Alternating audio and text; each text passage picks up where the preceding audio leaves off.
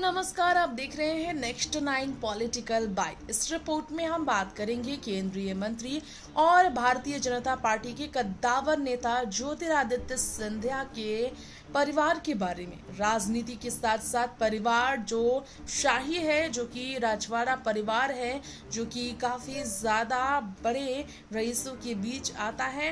अगर राजनेताओं के बीच सिंधिया की बात करें तो सबसे अमीर सिंधिया कहलाते हैं। ऐसे में राजनीतिक जीवन के अलावा सिंधिया अपनी लाइफस्टाइल, अपने पारिवारिक जीवन, अपने परिवार के सदस्य और बहुत सी चीज़ों को लेकर चर्चा में रहते हैं, जिन्हें महाराज सिंधिया कहा जाता है, जिनकी बैठक में लोगों की परेशानियों को सुनकर वो उसे हल करने के लिए हर हफ्ते बैठते हैं। ऐसे में सिंधिया के साथ साथ लोग उनके बेटे महाआर्यमन सिंधिया के बारे में भी कई बातें हैं जो जानना चाहते हैं, क्योंकि एक राजा के राजकुमार की तरह बिल्कुल पर्सनालिटी है महाआर्यमन सिंधिया का। जी हाँ, अब जानना चाहेंगे आप आखिर वो करते क्या है। तो राजनीति में उनकी एंट्री के बारे में लोगों के बीच उत्सुकता अभी तक कम नहीं हुई। कई लोग जानना चाहते हैं आखिर राजनीति में, जी हाँ, महाआर्यमन सिंधिया की राजनीति में फुल फ्लेज एंट्री कब होगी। जी हाँ, ऐसे में महाआर्यमन सिंधिया, जिन्हें मध्य प्रदेश के क्रिकेट एसोसिएशन MPCA के 6 सदस्यीय टीम में शामिल किया गया था, इसके लिए उन्हें पहले सिंधिया भी MPCA के अध्यक्ष रह चुके थे, इसलिए इसे उनकी राजनीति की तरफ सफर की शुरुआत की तरफ पहला पहल माना गया। लेकिन उनके बेटे की MPCA में एंट्री होते ही कई तरह की आवाज उठने लगी थी। जी हाँ, लोग कई तरह की बातें बनाने लगे थे। कुछ लोग ये भी कहने लगे थे कि महाआर्यमन सिंधिया जो है सो जिस तरीके से आए हैं, परिवारवाद को बढ़ावा सिंधिया ने दे दिया है। महाआर्यमन सिंधिया मध्य प्रदेश क्रिकेट को बढ़ावा देना चाहते थे और ये उनका उद्देश्य था, इसलिए उन्हें यहाँ का अध्यक्ष बनाया गया। इसकी उन्होंने एक शाबी जाहिर की थी, लेकिन ये बहुत कम लोगों को पता है कि महाआर्यमन सिंधिया की इस शिक्षा के बारे में लोग जानने के बावजूद विरोधियों ने सिंधिया के परिवार को टारगेट में लिया था। एक बार महाआर्यमन ग्वालियर में जब दिखे, महाआर्यमन अपने लुक्स को लेकर बहुत सुर्खियों में रहे। हमेशा से अपनी पर्सनालिटी, अपने हैंडसम चार्मिंग लुक की वजह से चर्चा में रहने वाले महाआर्यमन सोशल मीडिया पर भी काफी पॉपुलर है। कई उनके फैंस हैं, उनके चाहने वाले हैं। सिंधिया, महाआर्यमन सिंधिया अपने पिता ज्योतिरादित्य सिंधिया को बाबा महाराज और माँ को अम्मा महारानी कहते हैं। क्या आपको पता है? जी हाँ, ज्योतिरादित्य को बाबा महाराज कहते हैं महाआर्यमन सिंधिया, और अपनी माँ को अम्मा महारानी कहकर पुकारते हैं वो। इसके अलावा महाआर्यमन सिंधिया के बारे में बात करें तो उनका जन्म 17 नवंबर 1995 को हुआ था। महाआर्यमन सिंधिया 1874 में यूरोपियन शैली में बने जयविलास पैलेस में रहते हैं। जी हाँ, इसके अलावा आपको बताना चाहेंगे कि महाआर्यमन सिंधिया को लेकर कहा जाता है यूरोपियन शैली में बने वो 1874 की जयविलास पैलेस में रहने की उनकी ख्वाहिश हमेशा से बरकरार रही है, वो उससे अलग नहीं हुई। इसके अलावा 400 कमरों के पैलेस में रहने वाले महाआर्यमन के बारे में बात करें तो इस महल के 40 कमरों में अब म्यूजियम भी है, और ये हॉल 100 फीट लंबा और 50 फीट चौड़ा बताया जाता है। देखिए राजकुमार किस तरह तैयार होते हैं ये भी आप देख सकते हैं। जी हाँ, राजवाड़ों की तरह वो तैयार भी होते हैं।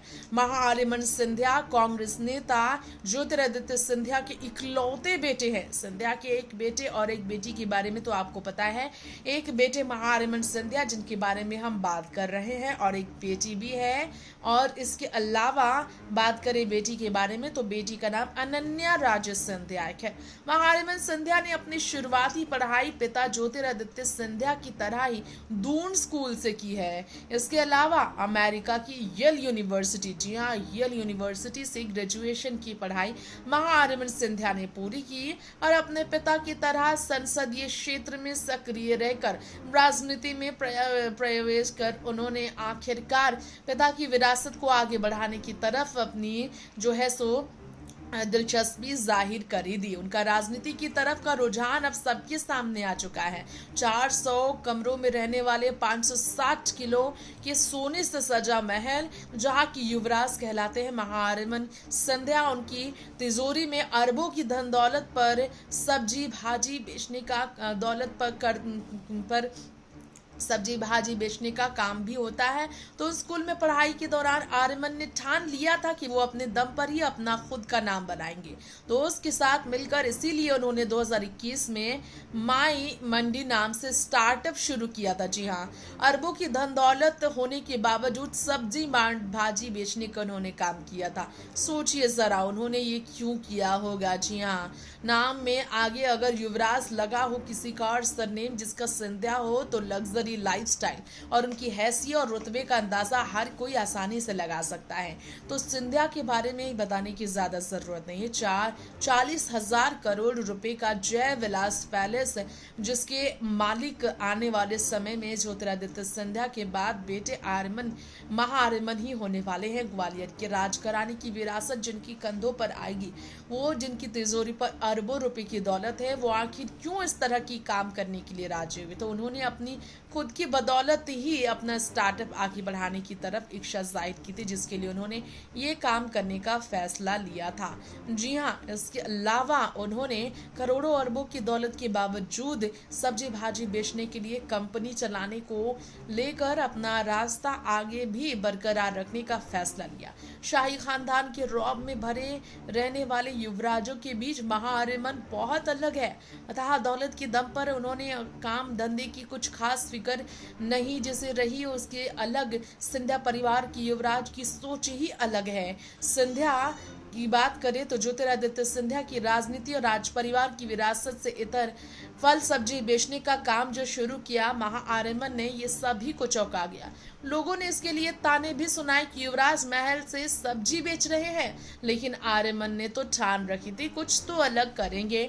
जी हाँ, उन्होंने माई मंडी नाम से स्टार्टअप जो शुरू किया, इसके वो को फाउंडर है। अपने इस बिजनेस आइडिया को आगे बढ़ाने में वो जुटे। शुरुआत में वो खुद सुबह सुबह मंडी जाकर ताजी फल सब्जियां खरीद कर उसे अपने ऐप के जरिए लोगों तक पहुंचाते थे।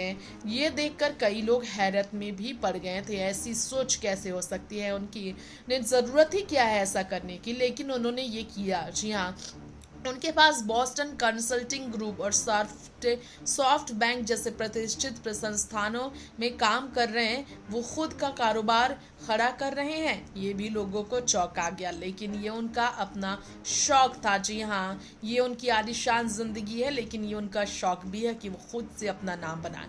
माई मंडी ऑनलाइन एग्रीगेटर है महाआर्यमन सिंधिया की, जो फल और सब्जियों की सप्लाई करती है। ये स्टार्टअप थोक में सब्जी भाजी खरीद कर लोगों तक पहुंचाती है कंपनी, ताकि सब्जियों और फलों के लिए पुश कार्टर कम्युनिटी को उपलब्ध कराती है। उनके इस स्टार्टअप के साथ किसान भी जुड़े हुए। अपने दोस्त सूर्याश राणा के साथ मिलकर कृषि स्टार्टअप कंपनी माई मंडी की शुरुआत महाआर्यमन सिंधिया ने जो की, इसका समर्थन उनके परिवार ने, उनके माँ बाप ने किया।